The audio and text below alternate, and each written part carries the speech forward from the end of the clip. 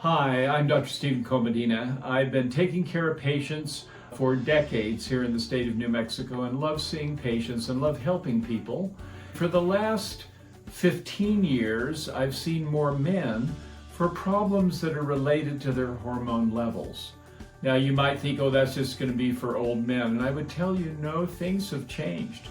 Between our food and our environment, we're seeing younger men than ever who have problems with low testosterone. Now, testosterone is something that isn't understood very clearly even by physicians because we don't learn much about it in medical school. And we don't learn about it because there isn't a medication that you can easily take that you can get at Walgreens or at Walmart or at CVS.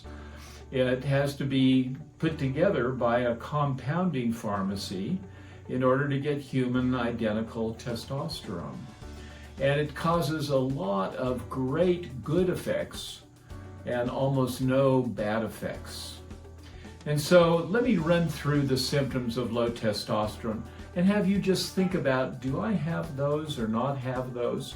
A lot of them you just adjust to saying, I'm just getting older. But you don't have to feel that way. So here are the symptoms of low testosterone: anxiety, fatigue, depression, mental clarity, memory, difficulty sleeping, decreased libido, irritability, tension, headaches, night sweats, joint pain, muscle aches, decreased strength, loss of muscle, belly fat, difficulty with erections, loss of morning erections, and then just loss of what I call the zest of life. You get home, take your shoes off, you don't want to go anywhere, it's just too much trouble. That's low testosterone. Remember when you were 20, somebody would call at midnight and say, hey, we're doing something, you want to come? You were ready to go. And that's when your testosterone was at its peak. And then all men start losing testosterone just a few years later in their mid-20s. And by the time a man is 50, usually they only have about half of what they had when they were 20 years old. But we're seeing it happen more frequently, and you've probably heard about that in the news. It's interesting, we even think it's related to our food. And the thing in our food is the microplastics. Do you know that there are little plastic balls in everything that you eat, especially if you cooked it in a microwave in a plastic bowl? Or even the plastic wrap that's put on meat and other things in the grocery store has little microscopic beads. And if you drink bottled water with those plastic bottles, there's all kinds of plastic in that water because those plastic bottles sat in a delivery truck out in the sun and the temperature got hot.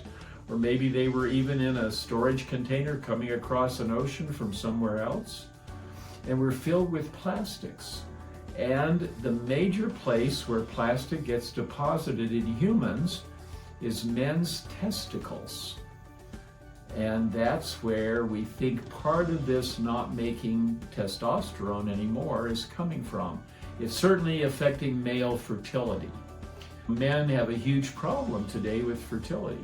Most fertile couples are fertile because of the husband, not because of the... So if you have any of those symptoms, please come in and see us. Go through some simple blood tests that are covered by your insurance. We can find out where you're at. We can give you more educational material. Again, it prevents you from having Alzheimer's and senile dementia and brittle bone disease called osteoporosis. And so there are many good things, and it does not cause prostate cancer. And that's what some people will tell you. And it doesn't make you have a heart attack. Men with normal testosterone have less heart attacks than men with low testosterone. So we'd love to see you, we'd love to help you, and we'd like to make you be your best.